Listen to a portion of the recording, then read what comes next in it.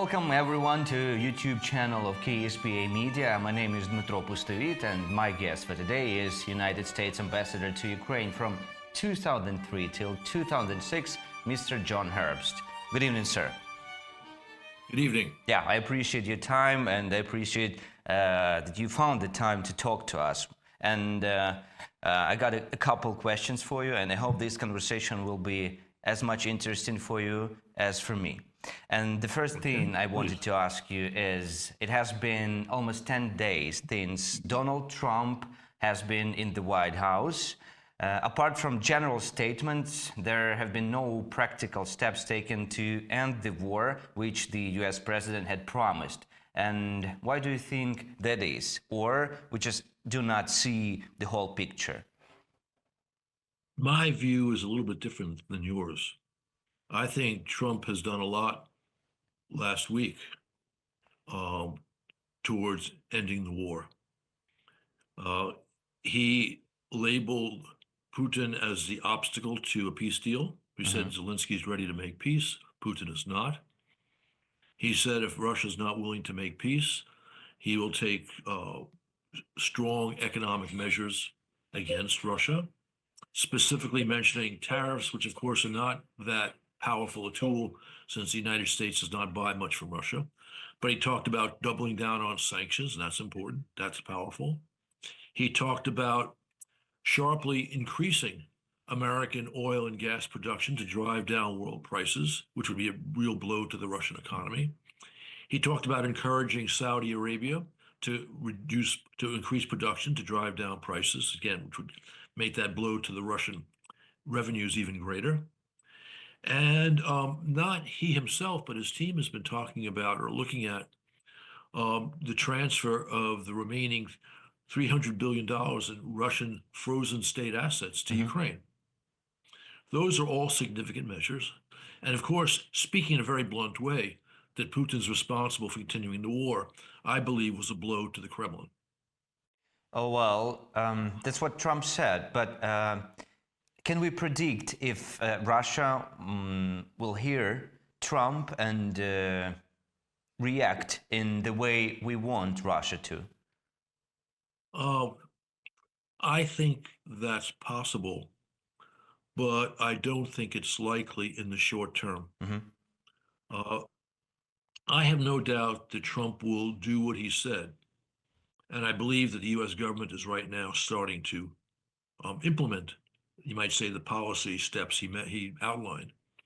I don't think that will have an immediate impact unless the Russian economy, which is in bad shape, is about to absolutely fall apart. Many economists believe that that will happen at some point in the next two plus years. But of course, what Putin sees is that his forces, at terrible cost in lives and equipment, are making modest gains on the battlefield. And he would like to have more gains. He would like to drive Ukrainian forces out of the Kursk Oblast before he sits down to negotiations. So economic measures alone would not force Putin in the short term to negotiate and then to negotiate seriously. But having said all that, the Russian reaction to Trump's statements is very interesting. Russian social media and the Russian media have been outraged and dismissive of it. Putin, on the other hand, decided to flatter Trump, not to directly challenge Trump. He said a few days ago two things that only gratify President Trump. He said, you know, if the 2020 election was not stolen from President Trump, Putin, would not have invaded Ukraine. Those are two themes that are very dear to the heart of President Trump. So it's funny, I think Putin has been at least a little bit intimidated by Trump's very public criticism of Putin and Russia, description of the Russian economy as a disaster, description of the war as a disaster for Russia. And he's hoping that somehow Putin, can dissuade Trump from pursuing the negotiations that Trump has outlined. And I think Putin will be disappointed in that. Thanks a lot. And if I may ask, why there is no a lot of news, or maybe I didn't hear a lot about the actions of Keith Kellogg, who was appointed by Trump to handle the issue of Russia-Ukraine war. And if I'm not mistaken, you positively assessed his candidacy after his appointment. And recently he made an important statement that U.S. administration is considering the possibility of using frozen Russian assets to purchase weaponry for Ukraine. Exactly. I believe he's an extremely busy man. I think the public statements he's made, the one you just mentioned, is important, but he's made a couple before that, which were important and pointing to a sound American policy. But I believe what he and others in the national security establishment like Rubio and Waltz and Hegseth are doing, they are looking at steps that can be taken along the lines outlined by President Trump. And in fact, I should have also mentioned the Treasury Secretary Bessent, who during his confirmation hearings talked about massive sanctions on Russia. So I think they are looking at ways to implement these measures right now. But a lot of that necessarily is behind the scenes. And when they're ready to do something, they'll announce it. Okay. Speaking about the U.S. Secretary of State, Rubio, he has had several conversations with about 10 foreign ministers of European countries, but as long as I know, hasn't yet contacted the Ukrainian leadership. How do you think why? I think it's pretty simple. There's already been a fair amount of recent contact between Trump and Trump national security team members with the Ukrainians. I mean, Zelensky saw Trump in September. Then he saw him again in Paris after the election. And Mr. Yermak was in Washington in December, saw Waltz, saw others. So there's been a fair amount of contact. So given how busy they are, how new they are, it's not surprising that there's not been a formal connection yet between the Trump national security team and their Ukrainian counterparts. Okay, and I wanted to ask you about the news that a bit shocked Ukrainians about the assess. Well, how do you assess the decision to suspend grant program? That's the questions. Why was no exception made for Ukraine, and if there should be any exceptions for Ukraine? Because we are in the state of war, and we expect on some level that the world should understand us or should us treat different. But should the world treat us different if we still in the war? And what about this suspending of grant programs? Is it fair enough? I think it's a very good question. I believe that the United States has vital interest in Ukraine winning this war, or at least emerging from this war stable, secure, and economically viable.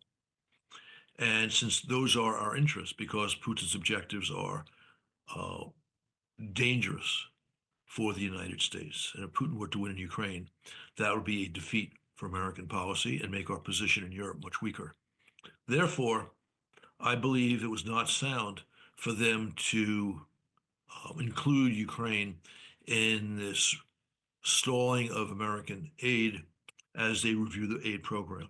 I think that was not a sound decision. I can't tell you why that decision was made. It may well be that simply in their rush to get it done, they didn't consider this. It could be that they did take a look at it, but I think in either case, it was an oversight.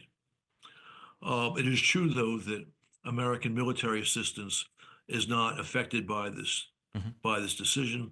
And we know that American military assistance continues with what we have left. Yeah, but still, these grant programs were extremely important for Ukrainian journalists, for Ukrainian movie makers. For instance, the movie about Ukrainian journalist, military journalist who died during the war, Alexander Mahov, has stopped, and also one of the greatest YouTube programs and YouTube channels about Ukraine called Ukrainer will probably stop making so much content, and they were making the product for all around the world, not just for Ukrainians. And but maybe these grants I agree. Yeah. I agree with you that was not the right decision. I don't believe, however, that this decision is going to have a critical impact on the war, on Ukraine's ability to prosecute the war. And of course, this is a delay, not an ending to assistance. But again, I agree, it would have been better had this not been taken. Yeah, well, if it's delayed, that we can accept that. I can talk for everyone.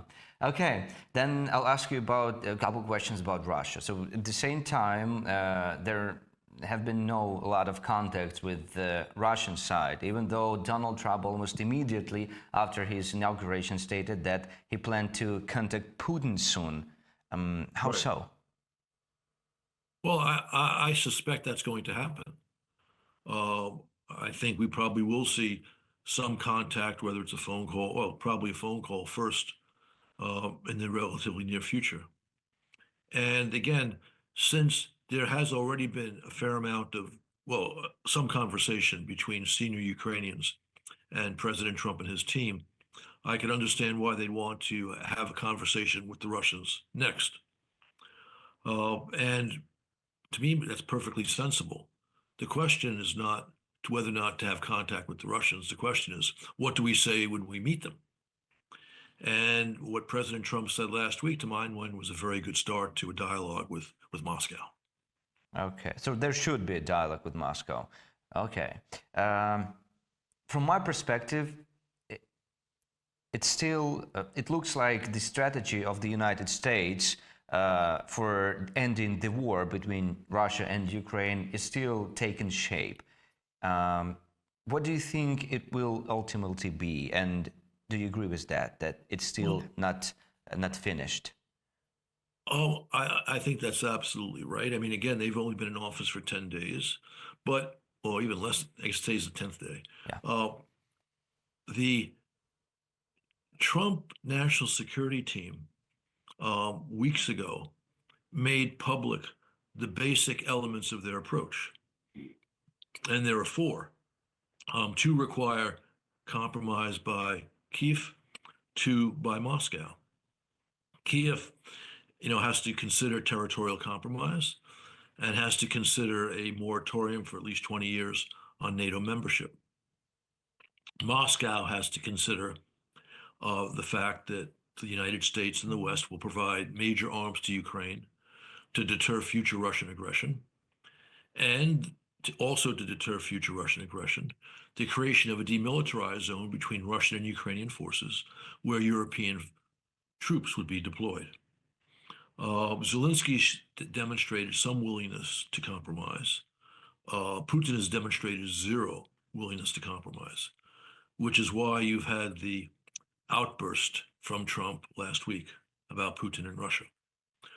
I have no doubt that what I've just described, which is still not formally the position of the U.S. government, but they keep talking about these things, so I suspect it will turn out to be the official position of the U.S. government.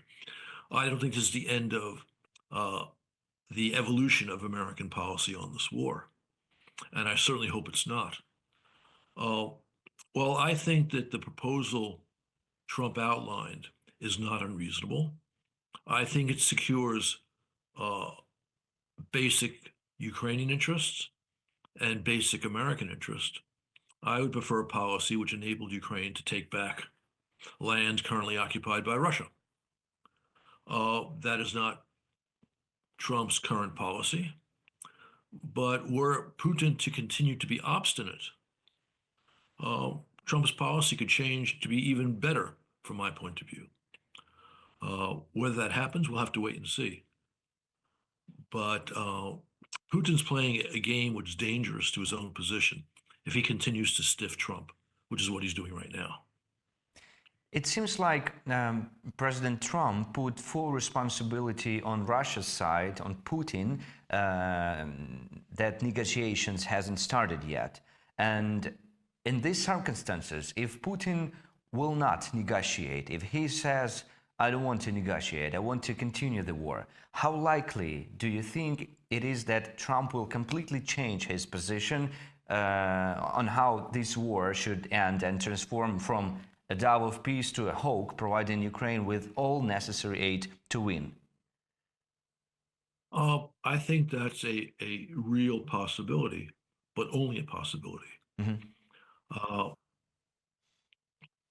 Trump would really like to see a durable peace established within 6 months, and preferably 3 months. I think that's an extraordinarily ambitious goal, which only has a chance of being achieved if sometime in the very near future, Trump announces a decision to send substantial and more advanced American weapons to Ukraine without reservation as to their use. Because as long as Putin thinks he could gain additional Ukrainian territory by aggression, by continuing the war, he will not sit down to conduct real peace negotiations. I don't think that right now what I said is understood by President Trump. It may be understood by some members of his team, maybe not. But I think they will come to that conclusion if 6 weeks from now there have been no serious talks, or not even the beginning of talks. Then how do you assess Trump's statement that Zelensky is not an angel either and that he could have prevented this war? Well, I think that at a minimum, that is posturing that enables Trump to present himself as someone who is not a partisan of either Zelensky or Putin, not a partisan of either Russia or Ukraine. I would prefer a different approach because clearly Russia is the aggressor in this war. Putin was demanding the surrender of Ukrainian sovereignty in the months leading up to his big invasion. But Trump has not demonstrated that he understands that. And given those circumstances, I understand why he postures the way he does. And again, that need not get in the way of an outcome to this war under Trump's leadership that, again, secures the basic interests of Ukraine and the United States. Would you say that this post of Donald Trump in his social media about Ukraine, about Russia, about Second World War, that Russia has helped a lot United States to win the war. Yeah, is this the beginning of negotiation between Donald Trump and so-called President Putin? Is this the positioning? I think there's no doubt about it that Trump has already begun his plan, his efforts to persuade Putin to agree to a reasonable peace, a durable peace, not simply a ceasefire after which Russia comes back to take more of Ukraine. Trump understands, I believe, that if he can achieve a durable peace, then that's a great achievement, which will be maybe the highest foreign policy, national security achievement of his second term. But if he were to be the architect of a weak agreement, which Russia violates and then takes advantage of, President Trump, would be perceived as very weak. And it would be even worse than Biden's disastrous withdrawal from Afghanistan. I think that's understood very well by President Trump and by his senior advisors. And if that's true, that works in the favor of the United States and of Ukraine. It means he'll use all of his power and all of his talent to ensure that a durable peace is achieved. Well, I think that Russia will try to take advantage of any kind of peace agreement because they were doing it through the whole Ukraine-Russia history. That's what they do on the daily basis. But yeah, durable peace would be better than just stop shooting and cease the fire. Correct. Yeah. Correct. If I ask you, yeah, sure. If Trump is successful in persuading Europe to send troops to a demilitarized zone, and if the United States and its allies provide substantial, advanced arms to Ukraine, a stable peace can be achieved. That's why the Russians have dismissed Trump's elements. They don't like that at all.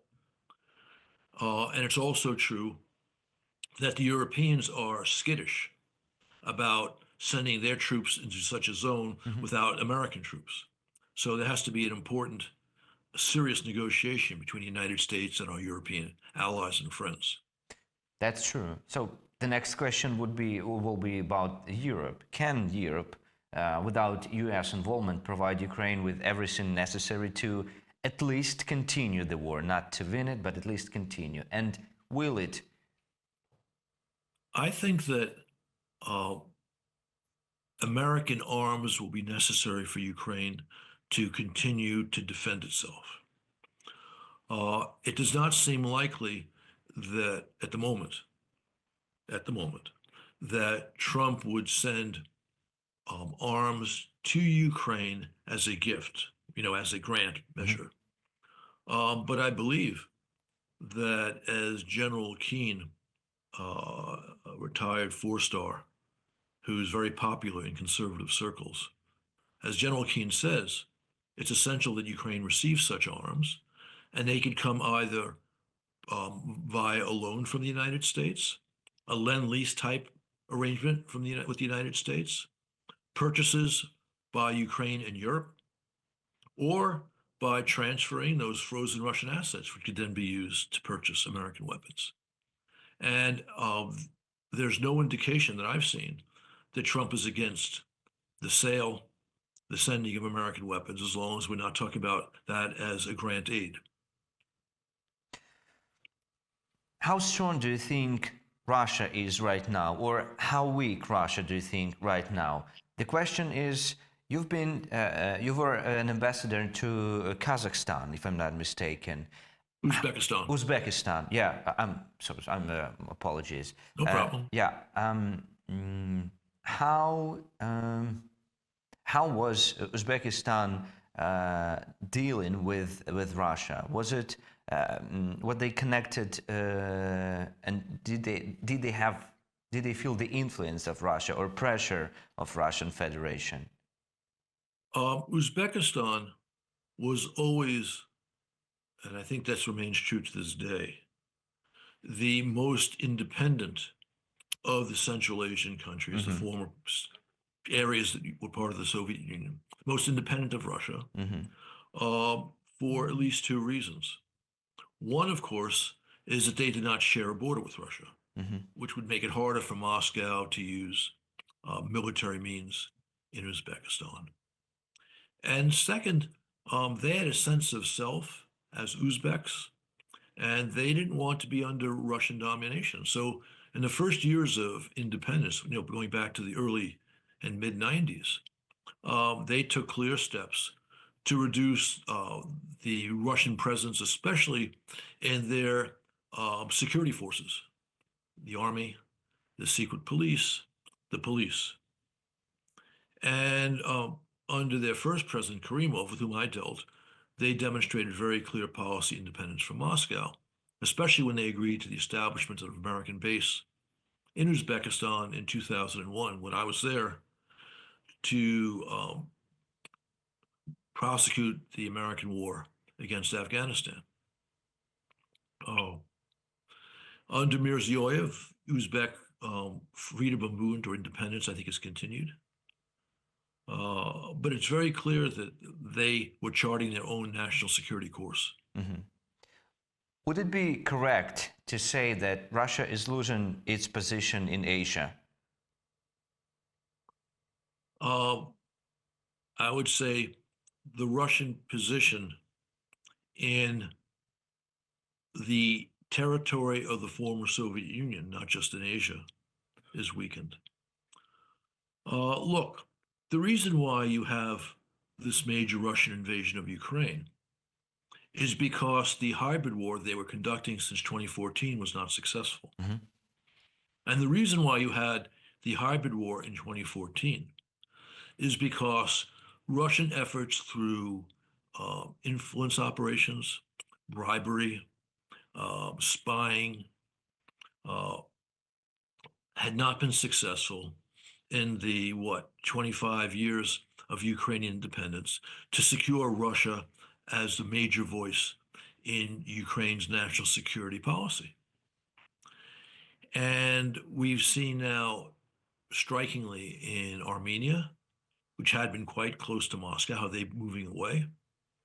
We've seen how Moldova has been moving away. Georgia is an opposite example, but I'm not certain how long the retrograde government in Tbilisi will last. They're under great pressure for falsifying the elections last fall.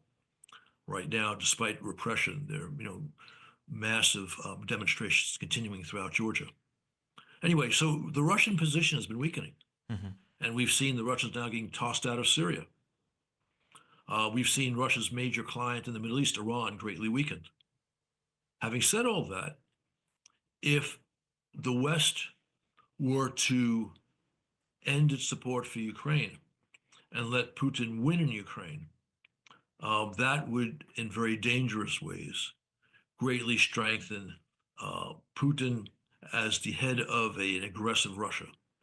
Very dangerous for other neighbors of Russia and beyond. So, if someone's losing the power, losing strength in some part of the world, then another country or another big country, an authority country wants to have more control. And China is one of the countries whose economy is rising, and they have a lot of ambitions to control the part of the world. How do you see China's role in the current global process related to Russia's war in Ukraine and potential negotiations for its resolution? I'm not an expert on China the way I am on Russia, the former Soviet Union, or for that matter, the Middle East. But I pay a lot of attention to China. And I felt for 15 plus years that in the long term, China is a greater threat to the United States than Russia. Albeit Russia is in the short term the greater threat because their policy is more aggressive. And of course, the one military advantage they have over China is in the nuclear field.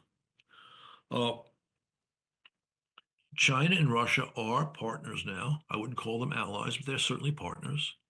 They are driven, their partnership is driven by antipathy to the United States and the United States allies.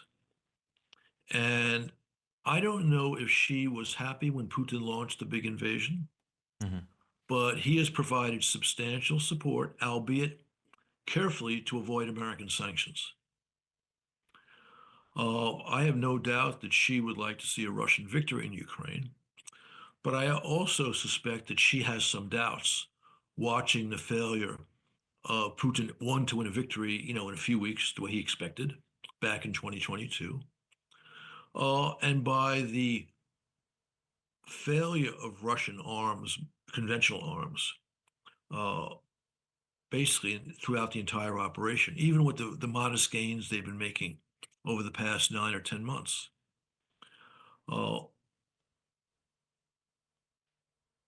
If the Russian economy were to collapse, I don't think China would try to rush in and save it. And if the Russian economy collapses, I think that will make it impossible for Putin to continue the war. And I don't think the Chinese will provide outright military aid because of what that would mean in terms of American sanctions. And we're getting serious reports now that with the crackdown on Russia's ghost fleet of oil tankers, China and India are both stopping the purchase of Russian oil. And if this proves to be not just true now, but to continue for months and months and months, that could mean some very serious strains on an already fragile Russian economy. So China doesn't need Russia to fail, and China doesn't need Russia to win. China needs a strong partner against the United States of America. Is it important for Xi or anyone in China who is going to be the leader of Russian Federation? Do they need Putin, or it could be anyone else? They just need Russia. Putin and Xi seem to have a good and many years long relationship. Mm-hmm. So I think it's safe to say that Xi is comfortable with Putin. But the Chinese are nothing if not pragmatic. And they recognize that Putin has been weakened by Putin's failure to achieve his objectives in Ukraine. And if Putin were replaced, I don't think the Chinese would be surprised. Mm-hmm. And I don't think the Chinese are in any position to do anything about it in any case. And they would look for the next leader of Russia to be a partner along the lines that Putin was a partner. Acknowledging that China is a senior partner, but still hoping that Russia and encouraging Russia to pursue a policy hostile to the United States. And but I'm not certain, if it comes to the point where the war is going so badly that Putin winds up gone, I don't know if his successor would be continuing a policy of war in Ukraine and hostility to the United States. There is history in Russia of failed foreign wars leading to liberal reform.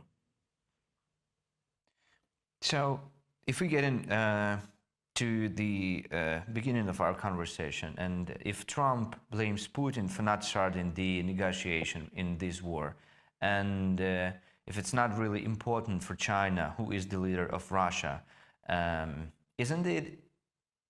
And also, we remember about all the threat that President Trump said towards people of Russia, and that he loves people of Russia, but it's hard to negotiate with someone who does not. Is it a sign or a call for Russian people to start moving Putin from the power, from his presidency, to help him? I've seen no indication that Trump is doing that. I mean, he did say last week in his various comments that he quote unquote loves the Russian people. And I think the point he was making is that this war is bad for the Russian people too. That's one more reason why Putin should stop it. But I don't see anything more than that. He was trying to position himself as someone who is in fact friendly to Russia and advising them as a friend, knock off the war. Mm-hmm. I don't think that type of approach has any impact on Putin. Possibly it might have some impact more broadly in Russia. Okay, sir. I thank you. Thanks a lot for your time, and thanks for the interesting conversation. And we expect you here anytime, any moment. Thanks a lot. Have a good evening.